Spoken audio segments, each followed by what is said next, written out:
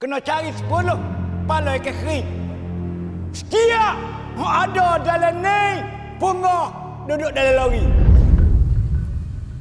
Assalamualaikum. Waalaikumsalam. Abang cari apa? Amo ni Mayur Putar Barat. Ya? Mayur Putar Barat. Mayur Putar Barat. Daripada pirasak pandangnya hati halus hamba. Semua barang-barang dalam ni barang-barang kerah. Hah? Kerah? Barang dalam NACC Batik Pavilion ni kain je. Lembut. Mana ada kerah? Memang lembut. Tiap ada gatung. Setiap ada dalam ni. Semua barang kerah.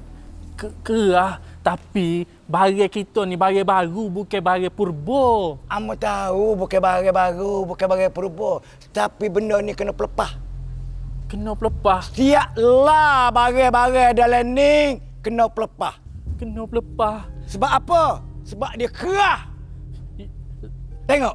Solusi dia lagu mana? Nak kau kita kena cari tok bomo kau doktor kau hok pakar dalam bidang ni. Tak payah. Amo boleh pisah. Tapi dengan syarat. Kena cari 10 kepala ikan kering.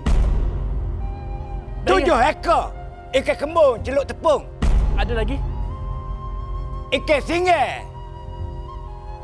2 hari. 2 hari singgah ikan singgah tu. Baru jadi. Benda ni Allah lah. Kerah kau. Kerahnya. Oh, kalau gitu. Lah. Kalau gitu kita suruh kau habis dah. Lagu mana? Benda ni hamba boleh pisah. Tapi dengan syarat. Setiap ada dalam ni, punggah duduk dalam lori. Hamba klik pisah dulu. Baru selesai masalah. Ni. Semua Allah barang kerah. Sudah kerah. Barang kerah. Kerah? Balik kerah. Kerah? Balik barang kerah. Ni. Minta tolong Sebelum hamba japi, sebelum hamba tiup, jangan ketung. Minta tolong jangan ketung.